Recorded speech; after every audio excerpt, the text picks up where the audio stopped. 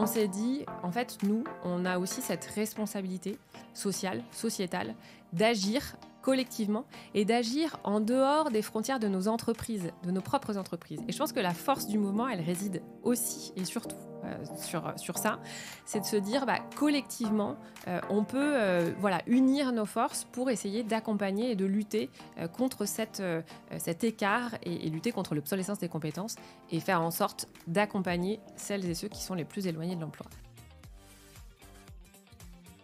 Bonjour à tous, bienvenue dans ce nouvel épisode du Learning Club. Aujourd'hui, je suis avec Carole Vendée. Alors Carole, tu es la VP People et Impact chez Edflex, mais surtout coordinatrice du mouvement L&D for Good. Alors, pour pas vous trahir trop de secrets, vous savez que je suis aussi le cofondateur d'Edflex. Donc Carole, on se connaît très bien. Ouais, en tout cas, je t'ai proposé de venir pour nous parler du mouvement L&D for Good, qui est un mouvement qui est en train de se développer fortement, qui est une initiative dont tu vas nous parler dans cet épisode spécial. Et peut-être avant de parler d'L&D for Good, je te propose de nous dire quelques mots pour tes invités sur ton parcours, qui tu es, ce que tu fais au quotidien. Ça marche, merci. Bonjour Clément. Bonjour à toutes et à tous. Je suis ravie effectivement de pouvoir être là aujourd'hui pour parler de ce mouvement incroyable du mouvement L&D for Good. Mais avant ça, effectivement, donc moi je suis, comme tu l'as dit, DRH en fait d'Edflex, que j'ai rejoint il y a 2 ans maintenant pour accompagner toute la structuration de la politique RH. Et j'ai également dans mon scope la dimension impact. Voilà, donc on va en parler avec cette initiative. Et avant ça, j'ai fait plein d'autres choses. En tout cas, j'ai un parcours pur RH de plus de 15 ans d'expérience dans des grands groupes. Donc voilà, j'ai rejoint Edflex avec beaucoup de plaisir sur cette aventure entrepreneuriale et la conviction que j'allais avoir beaucoup de projets. Et celui-ci en fait partie. Top. Alors, tu as parlé d'impact dans ton job. Donc, L&D for Good, bien évidemment, a une grande volonté d'impacter la société de manière générale. Ouais. Est-ce que tu peux nous décrire ce qu'est ce mouvement, comment il est né, qui l'accompagne comment ça marche? C'est quoi? Alors, L&D for Good, c'est un mouvement qui œuvre effectivement pour la formation avec une conviction profonde qui est de se dire la formation doit être vecteur d'égalité des chances. Voilà, ça c'est le point de départ. Et ce mouvement, on l'a initié en fait, je dirais fin 2023, avec des membres fondateurs, qui sont, on est aujourd'hui une 12aine de membres. Je pense à Engie, je pense à Safran, à Bouygues Télécom, à Orange, et plein d'autres évidemment. Je ne peux pas citer tout le monde. Donc, principalement des grands groupes. Mais effectivement, principalement des grands groupes, puisque donc, qui sont vraiment le noyau dur, on va dire, de la création de ce mouvement. Et en fait, on est parti d'un constat très simple. On s'est dit, il y a une obsolescence des compétences qui est de plus en plus rapide. On le sait, on parle aujourd'hui de 18 mois à 2 ans pour la durée de vie d'une compétence technique versus 30 ans il y a quelques années. Donc, face à ça, on sait que les entreprises investissent énormément en temps, en moyens financiers, pédagogiques, pour assurer la montée en compétences de leurs équipes et faire en sorte, bien sûr, que leurs entreprises continuent d'avancer, de performer et d'être les plus efficaces possibles. Et donc, en fait, quand on se dit ça, on se dit, mais finalement, il y a un écart qui se crée de façon beaucoup plus importante entre les individus. C'est-à-dire qu'on a les personnes qui, quelque part, ont la chance d'être dans ces grands groupes, dans ces entreprises qui investissent pour lutter contre l'obsolescence des compétences. Et puis, on a des personnes qui, malheureusement, n'ont pas cette chance-là, pour plein de raisons, parce qu'elles peuvent être touchées et être éloignées de l'emploi pour plein de raisons qui sont les leurs, personnelles, et différentes. Et donc cet écart, en fait, il accentue finalement l'inégalité des chances, parce qu'elles n'ont pas accès à ce genre de contenu, elles n'ont pas accès à se former, et donc parfois elles n'ont pas accès à retrouver, ou en tout cas à trouver un emploi. Et donc, fort de ce constat il y a un écart qui se crée et cet écart est de plus en plus grand, on s'est dit, en fait, nous, on a aussi cette responsabilité sociale, sociétale, d'agir collectivement et d'agir en dehors des frontières de nos entreprises, de nos propres entreprises. Et je pense que la force du mouvement, elle réside aussi et surtout sur ça, c'est de se dire collectivement, on peut unir nos forces pour essayer d'accompagner et de lutter contre cet écart et lutter contre l'obsolescence des compétences et faire en sorte d'accompagner celles et ceux qui sont les plus éloignés de l'emploi. Donc voilà, une douzaine de membres fondateurs, une vingtaine de membres aujourd'hui au total, et on accompagne effectivement ces profils vers le retour à l'emploi. Et je vais pouvoir vous expliquer peut-être comment ça marche. Je pense que c'est ça le sujet. Et peut-être pour faire le lien avec fin 2023, ce que Ouais. tu expliquais, c'est que l'idée de départ, hein, et je l'avais suivi aussi, c'est de se dire on va chercher à aller plus loin, comme tu le disais, que les frontières de l'entreprise, tout en parlant aux entreprises qui peuvent aider chacun à aller se former. Et donc ma question pour toi, c'est comment vous avez réussi avec L&D for Good à aller chercher des membres, puisque l'idée est top. Je pense qu'elle a séduit énormément quand elle a été lancée fin 2023. Mais comment ça s'est structuré et c'est quoi le fait la raison principale qui fait qu'un Safran, qu'un Engie, qu'un EDF vient rejoindre ce mouvement? Ouais, en fait, on a vraiment effectivement porté ce message-là et je crois qu'en fait, on partage toutes et tous une conviction profonde autour de ce sujet. Et je pense que c'est ça qui nous rassemble de façon très, très simple. On a envie vraiment, et tout le monde a eu envie très vite de s'associer à ce mouvement et de dire, OK, c'est super, comment on peut faire et comment est-ce qu'on peut contribuer, nous, à notre niveau. Donc, ça a vraiment été assez naturel, j'ai envie de dire, assez simple, avec voilà, des personnes qui étaient tout de suite séduites et engagées par ce projet et qui ont envie de contribuer. Et un mouvement plus informel au début. Exactement. Et qu'il est encore, finalement. Il n'y a pas de label, il n'y a pas non. de... Et en fait, c'est ça qui est assez incroyable, c'est qu'on se retrouve autour de la table régulièrement pour échanger entre pairs, finalement, autour de cette thématique du learning, mais qu'on adresse à des publics différents de ceux qu'on adresse au quotidien. Et ça, c'est génial parce qu'on part de nos expertises, vraiment, et on va mettre à disposition des ressources. Et donc, ce qu'on s'est dit quand même pour essayer de cadrer un peu les choses, c'est qu'on avait trois types de ressources, finalement, à mettre à disposition. Des ressources humaines, des ressources pédagogiques et puis des ressources techniques.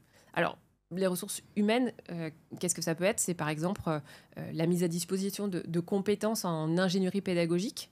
Ça veut être du temps qu'on va pouvoir donner pour faire du mentorat, pour accompagner des profils qui seraient plus éloignés. Donc voilà, de façon assez classique, on va dire. Des ressources pédagogiques. Là, c'est vrai qu'EdFlex joue un rôle assez important sur cette partie, puisque nous, on va mettre à disposition des associations qui le souhaitent, le portail EdFlex spécifique, je pourrais y revenir. En tout cas, on a construit un catalogue spécial pour ce projet. Avec des contenus vraiment dédiés. Donc des contenus d'EdFlex, mais aussi des contenus de grands groupes qui mettraient à disposition des ressources. C'est ça. Je prends l'exemple. Safran, par exemple, a fait des podcasts cette année que l'on a mis à disposition. Des podcasts sur quoi, par exemple? Sur les métiers en tension. Voilà. Donc ça, c'était vraiment spécifique, des témoignages métiers qu'on peut intégrer sur ce portail, qu'on va mettre à disposition des associations qui pourraient en avoir besoin. Okay. Et puis effectivement des ressources aussi techniques. Typiquement, c'est de dire j'ai un studio vidéo que je peux mettre à dispo, je peux donc enregistrer des podcasts, et donc on va proposer aussi ces éléments-là. Et donc les entreprises viennent proposer naturellement, dans les trois types de ressources que tu as cités, quelque chose. C'est ça. Et le mouvement dans sa globalité valide ou ne valide pas? Alors, en fait, on a effectivement organisé un peu les choses, parce qu'il y a un point effectivement, dont je ne vais pas parler qui est quand même majeur, c'est que nous, en tant qu'entreprise, on n'a pas forcément accès aux profils qui seraient concernés et éloignés de l'emploi. Donc, notre stratégie au départ est collégiale, c'était de se dire, OK, trouvons et identifions des associations avec qui on a envie de travailler et qui auraient surtout besoin en fait de notre appui, de nos conseils, vraiment sur cette dimension de la montée en compétences. Donc on s'est vraiment focalisé sur des associations qui accompagnent le retour à l'emploi. Parce qu'on aurait pu se dire on peut adresser tout type d'association. On a vraiment fait ce choix-là parce que notre expertise, elle est sur le learning, elle est sur le développement, sur la montée en compétences, sur l'apprentissage. Donc il fallait qu'on choisisse effectivement des associations qui avaient à cœur d'accompagner des profils dans leur développement et dans leur parcours professionnel. Et alors comment on fait comment une association se retrouve dans le programme que vous proposez chez L&D for Good? En fait, les associations, il y a plusieurs options. Soit elles sont proposées par les membres fondateurs. Je pense au réseau Étincelle qui a été proposé par Juliette Sterwen, par exemple.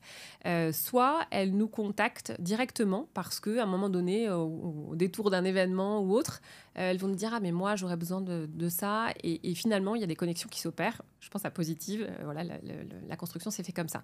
C'est quoi Donc, Positive pour ceux qui nous écoutent? Positive, effectivement, est une ONG qui travaille et qui va accompagner des profils qui veulent se lancer dans l'entrepreneuriat. Donc voilà, ça fait partie des premières associations qu'on a accompagnées. Et après, tu posais la question de finalement comment on fait. Est-ce que les associations, est-ce que les entreprises, nous disent on met à disposition tel ou tel contenu et c'est OK.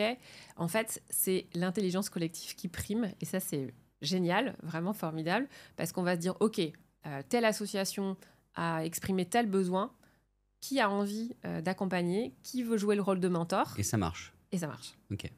Et ça, c'est vraiment génial parce que c'est comme ça qu'on s'est organisé.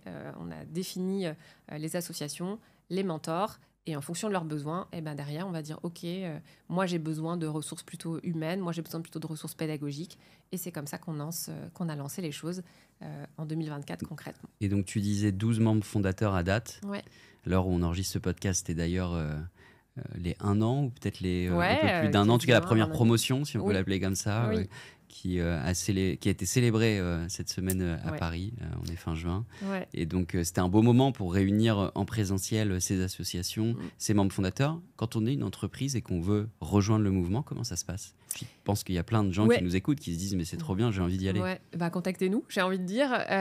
Évidemment, nous on est toujours preneurs. Plus on sera nombreux, plus on aura de force vive et donc plus on pourra accompagner des associations, différentes associations et des profils qui ont besoin de ça. Donc vraiment là-dessus, contactez-moi directement pour qu'on puisse coordonner. Il y a une limite que vous êtes fixée? En fait, les membres fondateurs, on reste effectivement la douzaine de membres. Et après, derrière, on a différents membres associés, contributeurs, qu'on intègre avec beaucoup de plaisir au mouvement et qui peuvent prendre part une fois dans l'année parce qu'ils ont envie ils peuvent mettre à disposition uniquement ce temps-là, plusieurs fois, ils peuvent être mentors. On est vraiment hyper flexible. Et principalement des entreprises, si j'ai bien retenu. C'est-à-dire que si on est formateur, qu'on travaille à titre individuel et pas pour une entreprise, on ne peut aujourd'hui pas rejoindre le mouvement. On peut y contribuer, j'imagine. On peut y contribuer, effectivement, on peut y contribuer parce que, encore une fois, toutes les forces, mais effectivement, on a plutôt adressé les entreprises parce que aussi parfois on peut avoir des profils qui vont être en recherche, par exemple, d'alternance. Et l'idée, c'est aussi de faire marcher son réseau.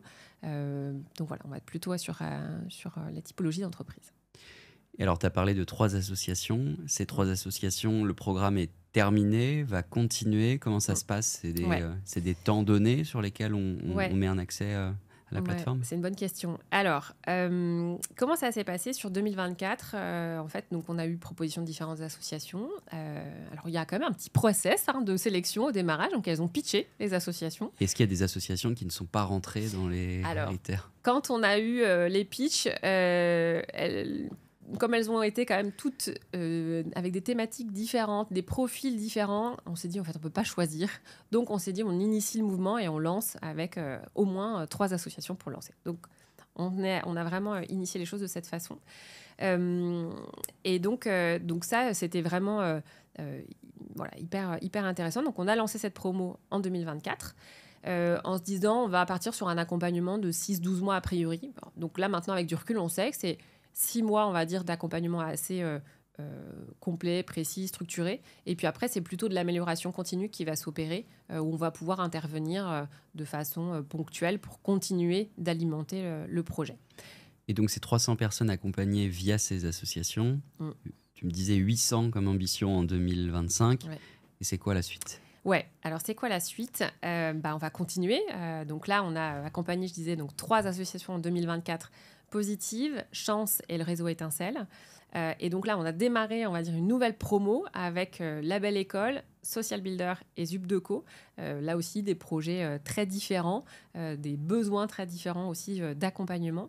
Donc, on a vraiment cette ambition de continuer à développer ce mouvement, vraiment. Potentiellement avoir une autre promo sur cette année 2025. Donc, si vous nous écoutez, que vous avez en tête des associations qui pourraient bénéficier de ce mouvement, encore une fois, par différents biais, elles peuvent avoir besoin du portail de formation Edflex, comme on l'a dit, mais elles peuvent aussi avoir besoin de mentors, de témoignages métiers, vraiment d'échanges, d'accompagnement sur des workshops aussi. On a vraiment aussi fait ça sur la conduite du changement, par exemple. Donc, vraiment des thématiques qui peuvent être assez larges, mais toujours autour du learning. On va vraiment être sur ce sujet. Et puis, on y pense, en tout cas, on aimerait bien, pourquoi pas, étendre ce mouvement à l'international, voilà, dans un futur plus ou moins proche, mais en tout cas, on se dit qu'il y a beaucoup de choses. Ça n'existe pas, ce type de mouvement. Non, ça n'existe pas. En tout cas, coordonné comme ça, avec différents membres, sans, et encore une fois, c'est ça que je trouve magique, c'est qu'il n'y a pas finalement de cadre on va dire, officiel. Réglementaire, officiel. Et justement, c'était ma question.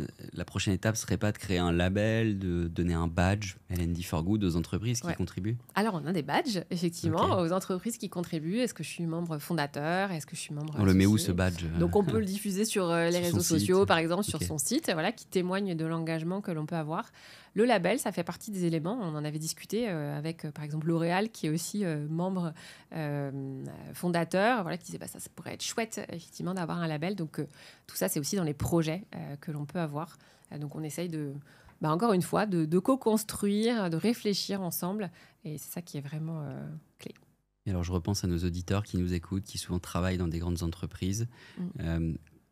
Ok, si on veut vous rejoindre, on te contacte, Carole, et on redonnera les coordonnées de Carole. Combien de temps ça prend sur une année de s'investir dans ce type de projet? Alors, tout dépend des ressources qu'on y met, tu vas me dire, mais en moyenne. En moyenne, alors c'est vrai que si je prends un projet classique, une association, on va dire qu'on suit, en général, on fait un point mensuel ou toutes les 6 semaines de 30 minutes, 45 minutes pour suivre vraiment les activités. Il y a aussi pas mal de choses qu'on peut faire en asynchrone. Donc voilà, donc on est à peu près sur ce ratio, on va dire une petite heure par mois. Mais après, ça peut être variable. Là, on rentre dans un programme, par exemple, de mentorat avec la Belle École. Et donc là, on s'engage pour les mentors à accompagner des jeunes. Donc, on fait des points tous les 15 jours. Donc, voilà, c'est aussi en fonction du temps. Mais on peut se dire, je choisis là d'accompagner sur une promo et puis de ne pas le faire sur la promo suivante parce que j'ai moins de temps à y consacrer.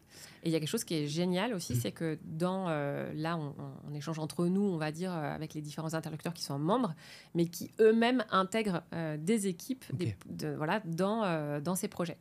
Donc ça, c'est formidable. Et je pense, ne serait-ce que chez Edflex, où moi, j'ai la chance d'être accompagnée par 3 personnes aujourd'hui de diverses équipes qui avaient envie de s'investir autour de ce mouvement L&D for Good et qui ont pris la coordination des projets auprès de ces associations.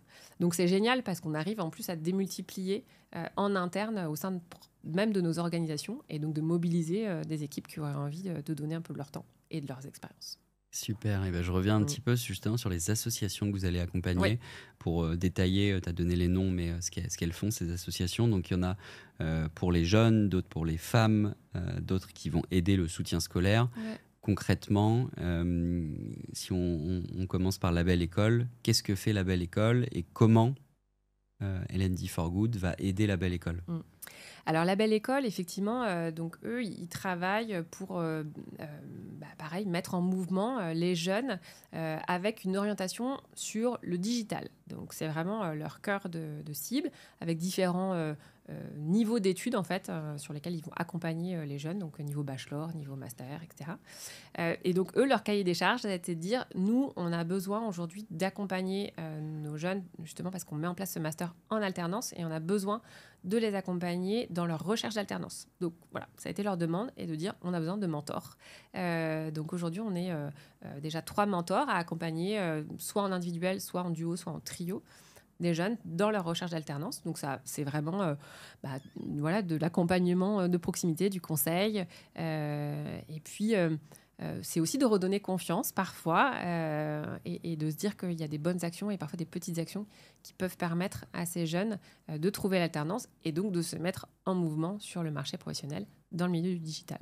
Ok, Social Builder pour les femmes. Ouais, Social Builder, effectivement. Donc, autre dispositif qui là est concentré sur les femmes et la place des femmes dans le digital avec différents, là aussi, fonctionnements.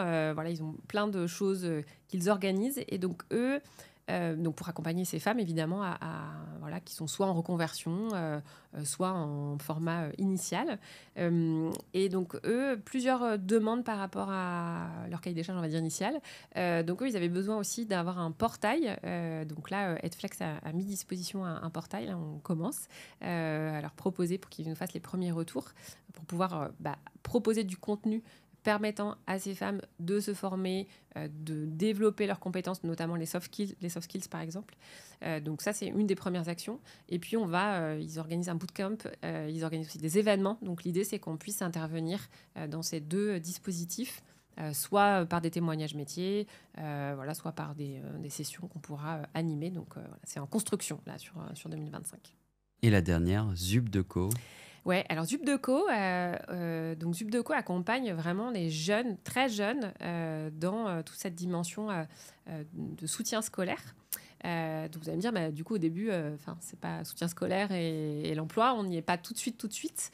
Et en fait, ce qui est génial, donc Zubdeco, en fait le fonctionnement, c'est que les formateurs, ceux qui font le soutien scolaire, sont des jeunes.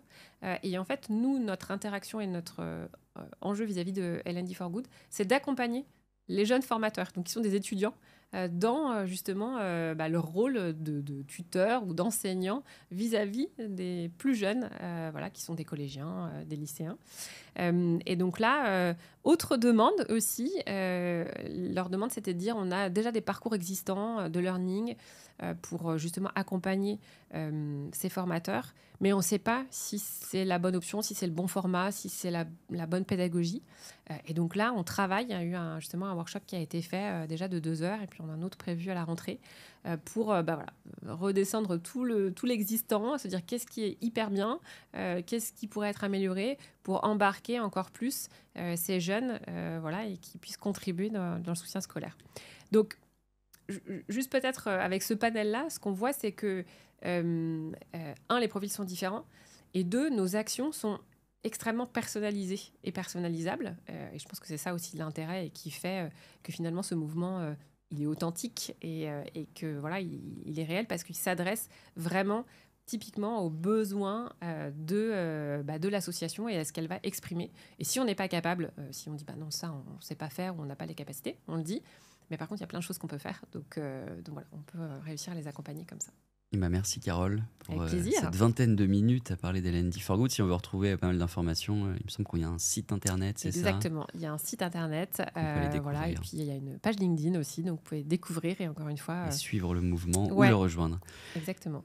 Allez, on passe à la dernière partie de ce podcast. Carole, le Fast and Curious. Alors le Fast and Curious, c'est pour ceux qui nous écoutent pour la première fois, des questions pour notre invité, donc pour toi Carole, et des réponses les plus directes possibles. En tout cas, un maximum de partage, et on mettra en descriptif du podcast tout ce que tu vas nous partager. Je commence par la première question. Le futur de la formation, en un mot, qu'est-ce que tu nous dirais ? Puissant. Je pense que j'ai le droit de commenter ou Oui, tu as le droit quand même de commenter. On l'a jamais eu en plus. Donc puissant. Alors bien sûr en lien avec L&D for Good. Je pense que c'est l'enjeu de demain, de continuer à avoir envie d'apprendre. Voilà, je pense que ça c'est essentiel. Et donc je pense que ça sera puissant. C'est clair. Un outil de formation à nous partager ? Dois-je vraiment le dire ? Edflex, bien sûr. Une évidence. Excellent outil pour retrouver le meilleur du contenu de la formation. En un clic, en un seul endroit, avec tous les formats, toutes les langues, toutes les compétences. Je ne peux que recommander. Merci Carole, c'était facile. Un livre ou un podcast que tu nous recommandes ? Alors, pour le coup, c'est pas très learning, mais j'écoute beaucoup en ce moment les podcasts dans la tête d'un coureur. Voilà, mais ça permet quand même d'apprendre, donc c'est toujours hyper important. Et qu'est-ce qu'on apprend dans la tête d'un coureur ? On apprend plein de choses sur justement comment est-ce qu'on doit apprendre à courir, apprendre à réguler son alimentation, par exemple, préparer des courses, comment on prépare le mental. Tout ça, ça contribue. Un blog ou un site que tu nous recommandes ?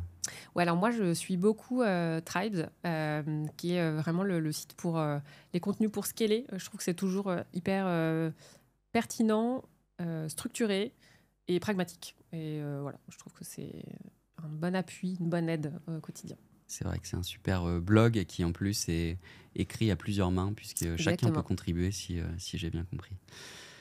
Qu'est-ce qui fait que tu as envie de te lever chaque matin?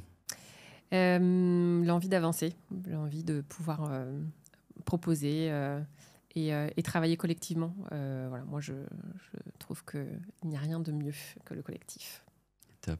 Et une dernière question, qui est-ce que tu nous recommanderais d'inviter dans le Learning Club qu'on n'aurait pas encore eu? Ouais, alors c'est une bonne question parce qu'il y a déjà eu beaucoup de très bons profils, évidemment. Peut-être là, je me dis dans le sujet qui nous concerne aujourd'hui, sur L&D for Good, je me dis, voilà, on accompagne effectivement des profils qui sont éloignés de l'emploi et finalement, il y a un acteur majeur qui contribue aussi voilà, mettre les différentes personnes sur le bon chemin, on va dire, en tout cas sur le bon chemin, sur le chemin du travail, on va dire. C'est France Travail. Et je me dis, ça serait intéressant peut-être d'écouter Aurélien Fénard pour avoir sa vision voilà, sur peut-être le mouvement. D'ailleurs, voilà, on serait ravis de les voir rejoindre parce que je pense qu'il y a beaucoup de connexions qui pourraient s'opérer.